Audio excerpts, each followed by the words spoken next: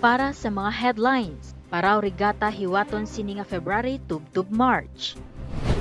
Pagbantay sa mga ports kag WHARFS PAGA HUGTAN. Parents, teachers and learners pabor nga ibalik ang old school calendar. Kagyari ang mga detalye sang aton headlines.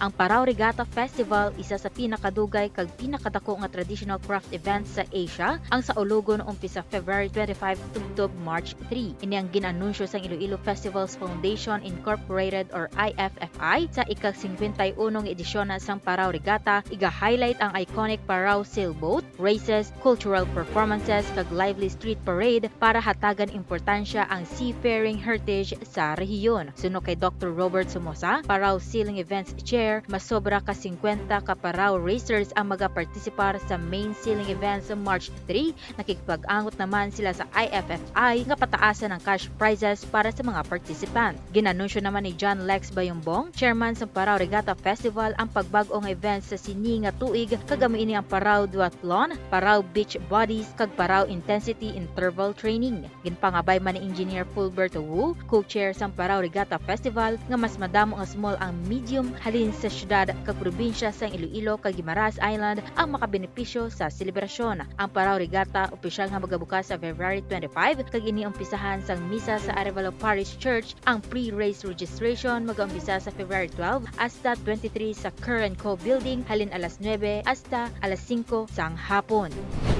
Ginmando sang Regional Law Enforcement Coordinating Committee o kon RLECC nga hugtan ng pagbantay sa mga ports kag WHARFS sa mga nagkalain-lain nga lugar sa Region 6. Ini matapos nga makabaton ang committee sang impormasyon kabahin sa mga bag-o nga pamaagi nga ginagamit sa mga drug dealers para maka-operate gamit ang mga ports sa pagbaligya sang illegal drugs sa iban nga bahin sang rehiyon. Ang 19 ka miyembro sang committee ang nagpirma sang resolusyon nga nagahangyo sa pag-deploy sang dugang nga personnel halin sa Philippine Coast Guard kag Philippine Ports Authority para maging agresibo sa kampanya batok sa droga. Sa report ni Brigadier General Sidney Villaflor sang Police Regional Office 6, nakarekobre sang halos 33 kilogramo sang shabu kag 2.2 kilogramo sang marijuana nga may kabugusan nga balor nga 228 million pesos halin January 1 kutob September 30, 2023. Ang mga operators ginahangyo man nga magdugang sang X-ray devices kag canine sniffing dogs para makadetect sang illegal nga droga.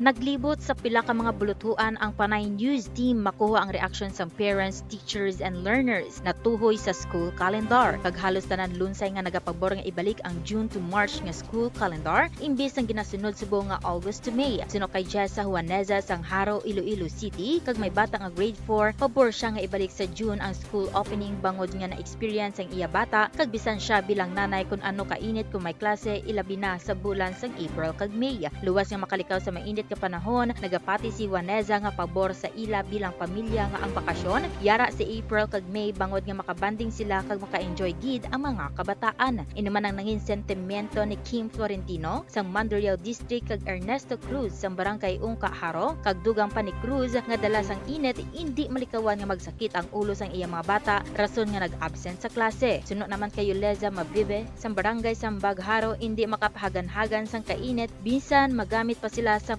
payong kag proteksyon. Samtang para sa mag-abyan nga Sanday Christine Luis kag Satin Harabela, grade 5 pupils sang Sambag Elementary School nga hindi man sila makakonsentrate sang ila pagtuon kung mainit. Pabor man si Joseph Drilon sang Barangay Sambag Haro kag grade 6 public school teacher sa June nga opening of classes. Para kay Drilon, dala sang kainit madamo sang instances nga nagadeclare sang suspension of classes rason nga naapektuhan ang academic schedule sang learners kag teachers. Sa nagligad nga tuig, nag-implement na lamang si Drilon sa modular kag online classes bangod nga hindi makapokus ang learners sa sulod sa classroom dala sang init. Malipay man si Raquel Hamoy sang Tigom A&P Pilot Elementary School sa Padilla, Iloilo kung madayon ang pagbalik sang klase sa June.